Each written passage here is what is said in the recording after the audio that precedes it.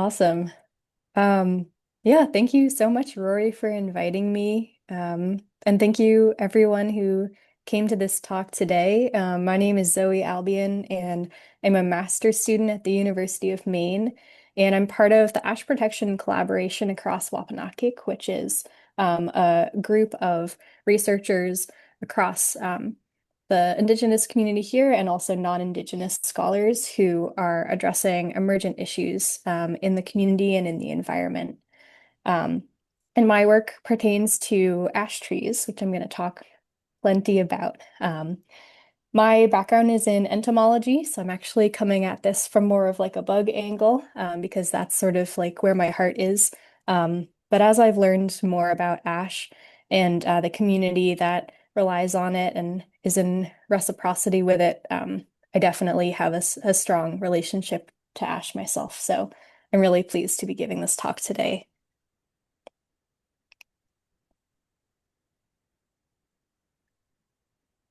So I want to just introduce you briefly to the emerald ash borer. If you're not familiar, it's this little kind of almond-shaped beetle. It's very bright and jewel-colored. It's actually part of the family of jewel beetles, and they are found all around the world. And the emerald ash borer is originally from East Asia.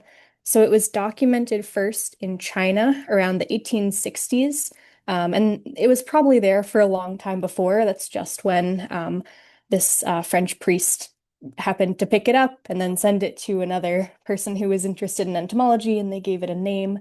Um, and since then, it has been existing in Japan, Korea, China, Russia, parts of Ukraine, but it's actually a new neighbor to us here in the United States.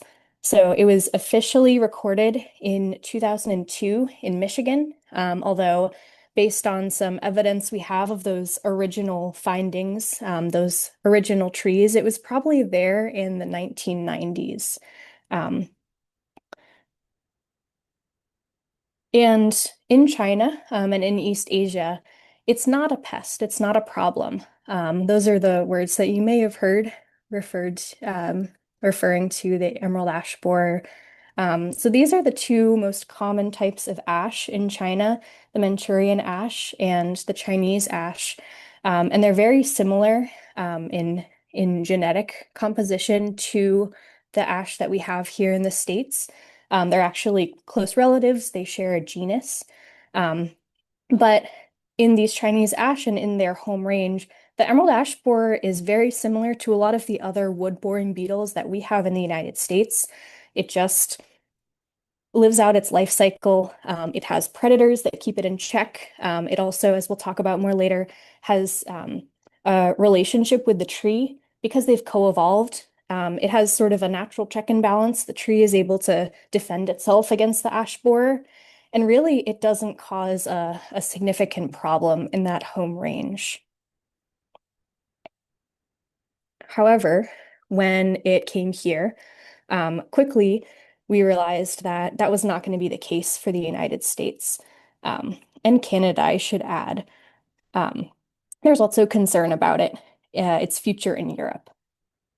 So, in its home range, as I mentioned, it acts as a part of the ecosystem. It has these predators that balance it out.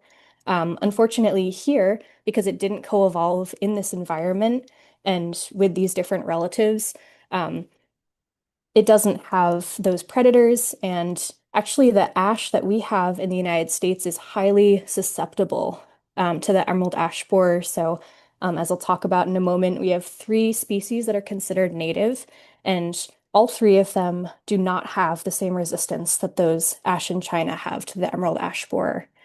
Um, so the prognosis for these is actually prognosis for these ash is really dire. It's about 2 to 4 years between when emerald ash borer comes onto um, the landscape and when the tree is dying. On the left, you'll see a picture of a healthy brown ash stand. You can see it's very vibrant. It has, all of these beautiful leaves. You can also see that there's a really lush, beautiful collection of plants that are living with it. Um, and then in the picture on the right, That's an ash that is pretty far into its infestation of emerald ash borer. So it has very bare branches, it's missing some limbs, and then the little green bundles of leaves you see are called epicormic shoots, and those are actually a sign of severe stress in the tree. And so this tree, unfortunately, is not going to live very long.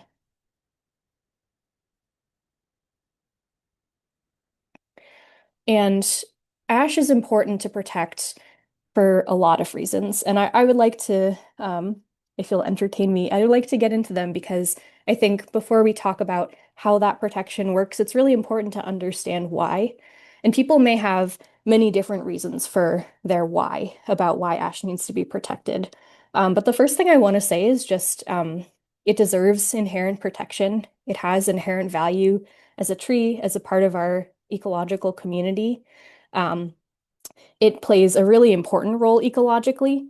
I'm going to talk a little bit more of that soon, but one of the reasons that you might be aware of ash on a landscape that you manage or recreate on is that it's a really important wetland species. It doesn't mind its feet wet, unlike other trees. It actually, and especially in the brown ash, requires some of the wetter soil, and that makes it a really key player in those wetland ecosystems. And when ash is removed, those wetland ecosystems have a lot harder time managing their water. Um, the other reason that my lab focuses on it is because brown ash is really, really, really important to the Wapanaki people, the people of the Don. So that's the indigenous community here in what we call Maine. Um, and that relationship goes back thousands of years. And it's not just because of the baskets, but one of the reasons is that Wabanaki people are known in the region for making brown ash baskets. And it's a cultural practice. It has a lot of different value. It has a lot of different value to different people. Um, and as you can see on the bottom right, these baskets encompass a lot of artistry, a lot of talent, and a lot of beauty, and a real relationship with the wood.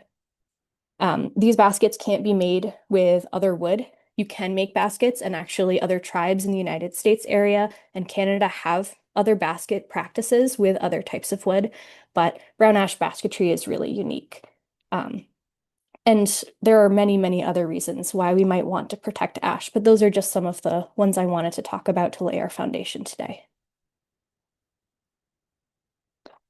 When we speak about the ecological role, ash is actually, and particularly brown ash, is considered a keystone species, if folks are familiar with that concept. It has relationships with every or almost every organism in the ecosystems that it inhabits, and it has cascading effects, cascading positive effects when it's present and negative effects when it's not present. And there's been quite a bit of research on this. There's some excellent reading if anyone would like recommendations. And I also have a little bit of a reading list at the end of this presentation.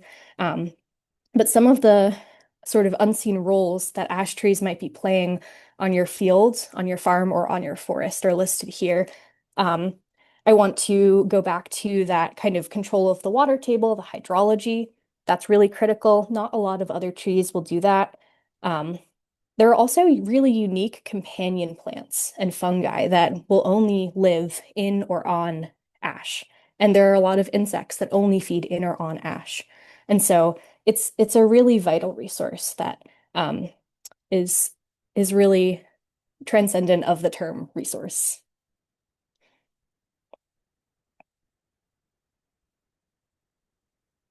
So you may have seen ash trees or you may have seen them without knowing what they are.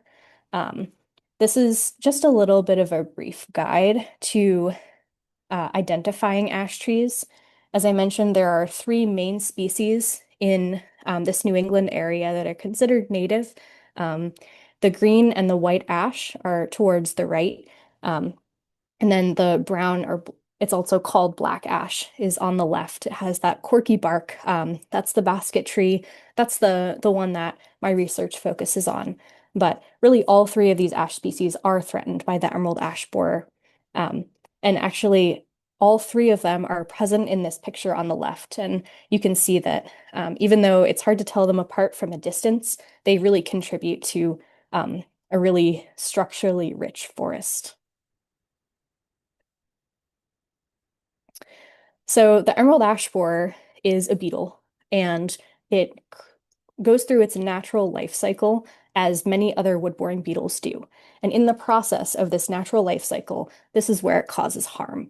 So it's not something that is intentional. It's just what it needs to do to reproduce and survive. Um, so, like many other wood-boring beetles, the adult emerald ash borer lays her eggs on the surface of the bark in little clusters. And those eggs, when they hatch, contain tiny larvae that burrow into the tree. And when they do that, they're feeding on the layer of the tree that transports nutrients.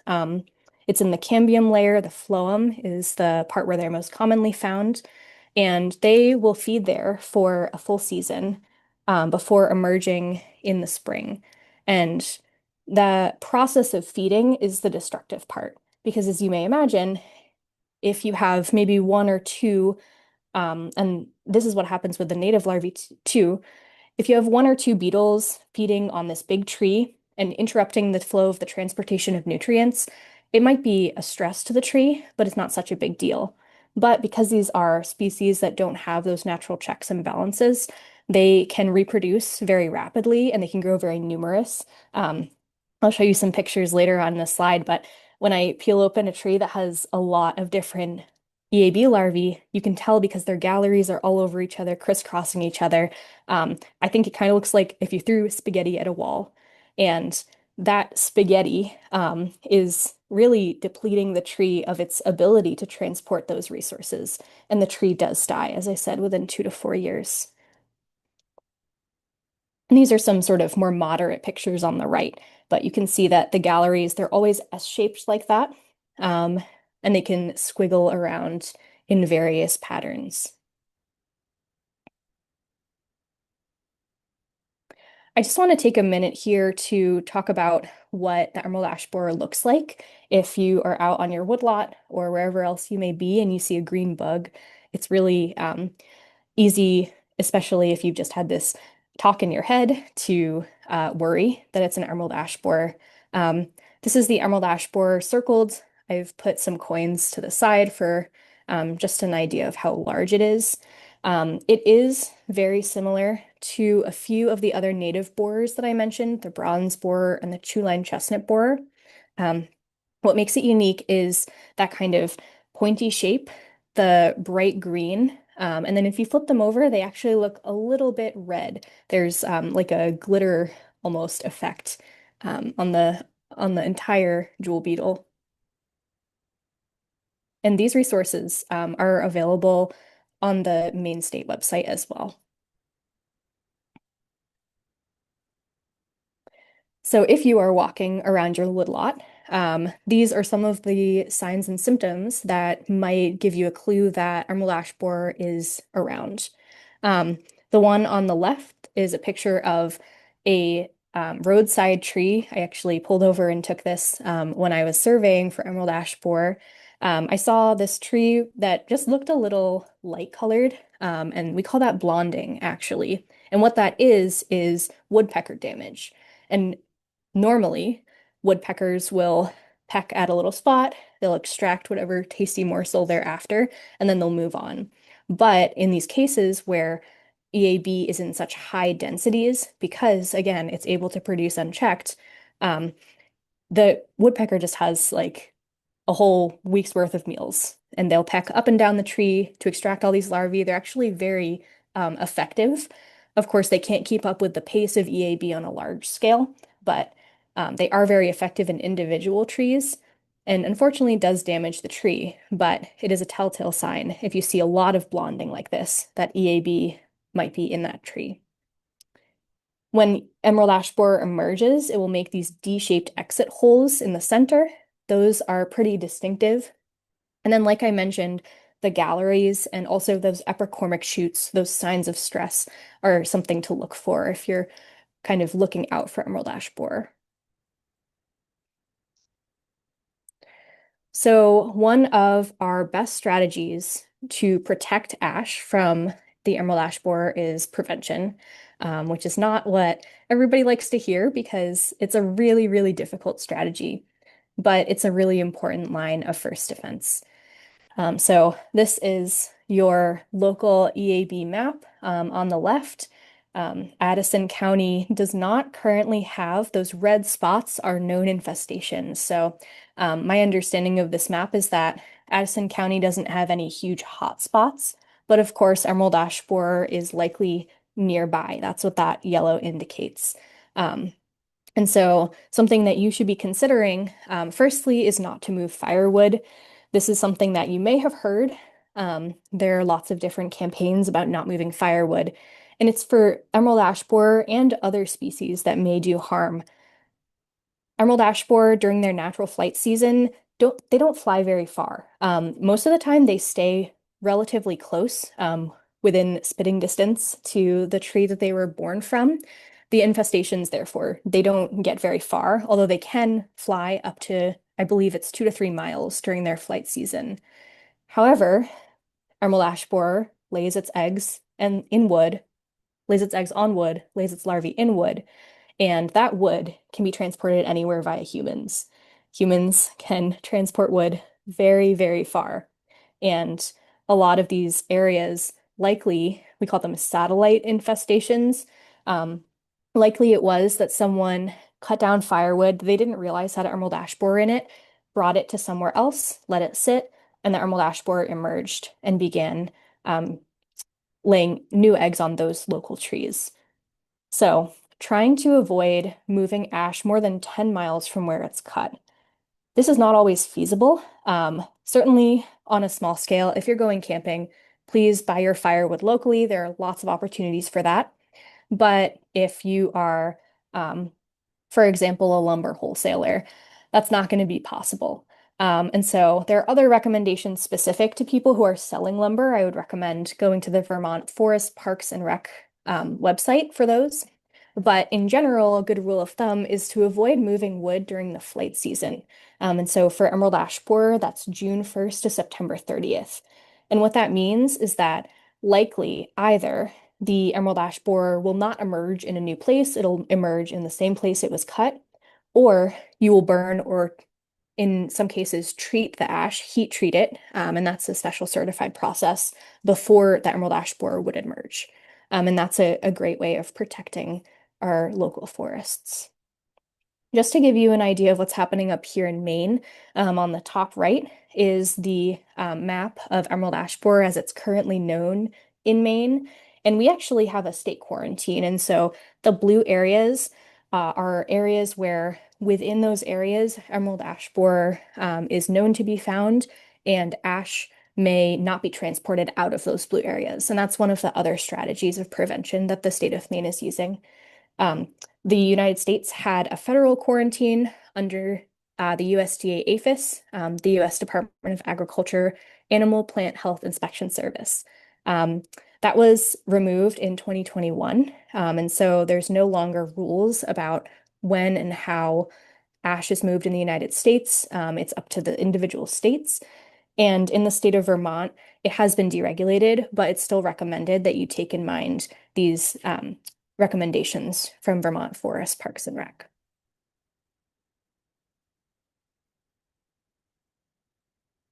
Something that you can do if you are concerned about the emerald ash borer on your property or on a property you manage or recreate on, is to monitor for it. There are many different ways, as I mentioned before, taking care to note any blonding is a good way to just keep an eye on the property. You can also set up what's called a girdled trap tree.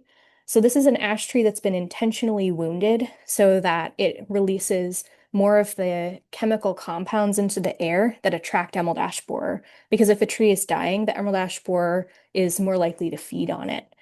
So this tree is releasing many more of those compounds. It sounds like the most delicious snack in the forest. And emerald ash borer may come from a little bit further of a radius in order to lay eggs on this tree. And that will give you an idea. It will kind of indicate if you have emerald ash borer in the area or not. You're not attracting it from a great distance. I believe the expected radius of these is about a quarter mile. It's more to indicate if you have ash borer in your immediate area. There are also two types of traps that you can use to do that same process of trying to see if you have ash borer in your area, and they use the synthetic version of that compound. So the chemical lure goes in the top of the trap, and then the sticky trap, the bugs fly to it and they get stuck, and the funnel trap, they fly into the trap and fall down.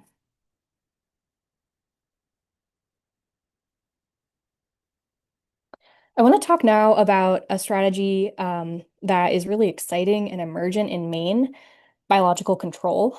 So, if you're not familiar, biological control involves taking a natural enemy of a species from its home range to a range that it is new in. And in this case, the emerald ash borer in China is predated upon by these parasitoid wasps. So, parasitoid wasps are wasps that lay eggs inside their host, and then the hosts feed on that, in this case, larva from the inside out, kind of like an alien situation. I think they're so cool. And these wasps are non-stinging. They're actually really sweet. This is a picture of them on my finger when I released them last year. Um, and they're very effective because they have been studied a lot. So, in order to get a biological control method approved in the United States, it takes an average of 10 years. There's a ton of research that goes into it. It's a very rigorous process to make sure that it's not going to have any negative impacts on other parts of the environment. So, it's really important that we don't have a situation where these parasitoid wasps, for example, started preying on our native beetles, and then they would have different effects. But these parasitoid wasps are very well studied. They are effective on emerald ash borer in low densities. And this is what happens in the middle here is those eggs were laid inside the larva, and then they consume the larva. And so it's hard to tell unless you have a little bit of experience, but that's the EAB gallery in there. The larva was in that gallery. There's a little bit of the head capsule left and not much else, which is a great sign. And part of the research that we do in Maine is to try to retrieve those parasitoids at the end of the season just to understand if our releases have been effective. And so the process of that is to put out this little yellow pan trap.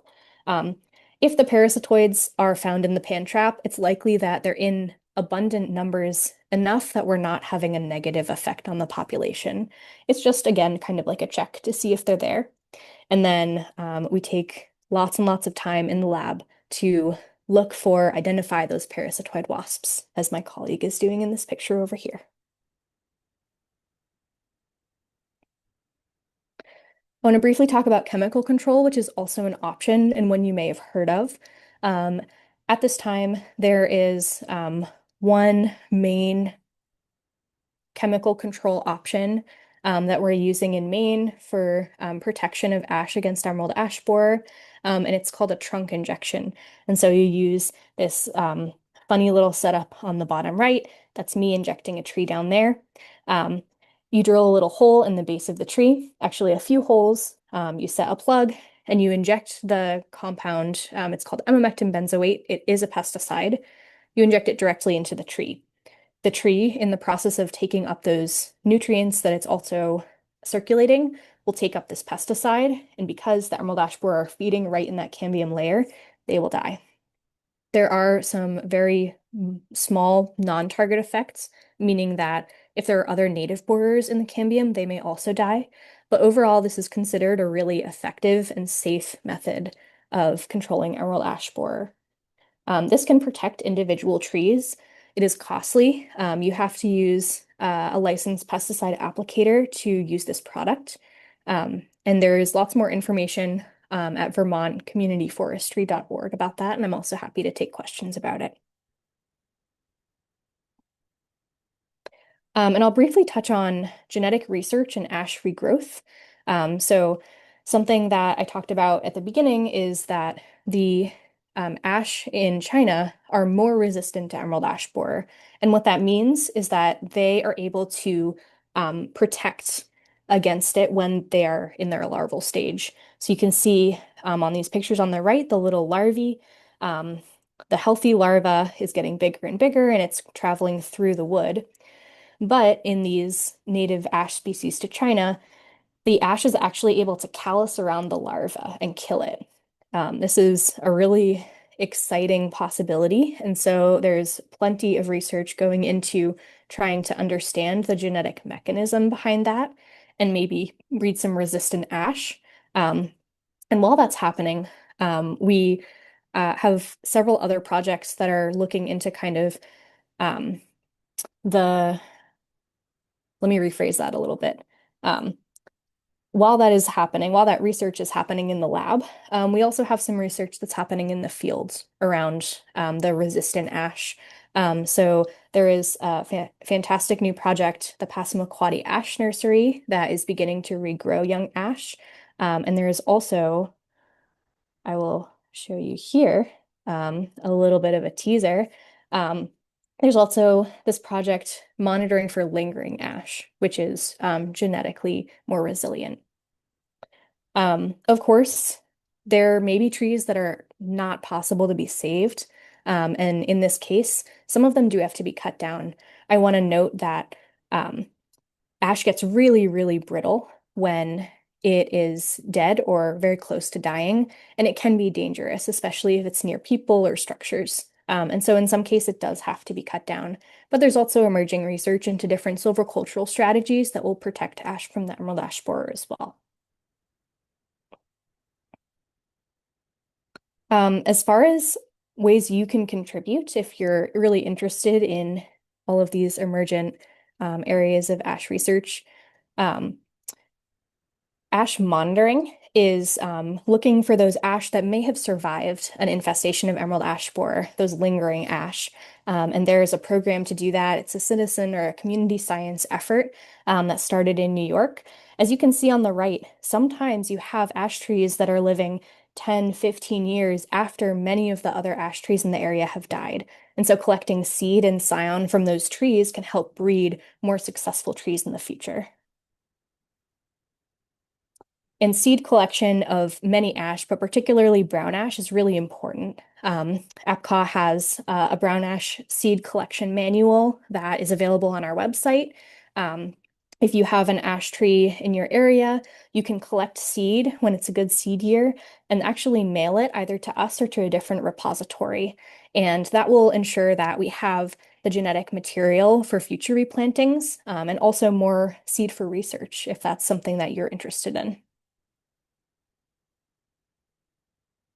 Um, Lastly, I think it's really important to talk about ash trees and their value and the threat that emerald ash borer poses to your community. Um, there is definitely a need for more awareness around this issue. I think it really depends on um, how closely you've been affected by this issue if you're aware of it. But you can see some great outreach on the left, some signs put up by a community organization in Massachusetts, a beautiful illustration by a fourth grader in Bar Harbor. Um, and in one of the towns in the area that I live in, the city of Bangor, they actually saw the need for addressing emerald ash borer before it was even present. And so they have a response plan, they've begun treatments, they have an outreach board, and it's a really great way to protect ash from the start. And that's really all I have today. I'm so grateful to everyone who contributed to the work that I've been doing, who laid the foundation for this work. Certainly, basketmakers have known about emerald ash borer for a long time, and they've been really foundational. Um, the Mi'kmaq, the Holton Band of Maliseet, the Passamaquoddy tribes, the Penobscot Nation, have been really important collaborators and really the guidance for our work. Um, and just thank you all for listening. I'm really grateful, and I'm happy to take your questions.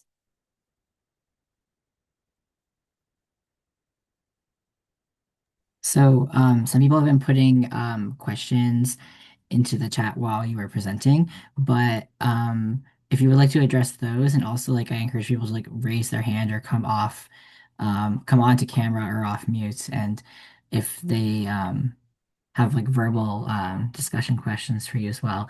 And I'm posting a very short survey in the chat for Otter Creek Conservation District, which is just like, would you like to receive more resources about um, the like ash borer, would you like to be on email lists and um, a similar alert of similar events? It's very short. Zoe, I will give it back to you to answer these questions. For sure. Um, I'll go in reverse order.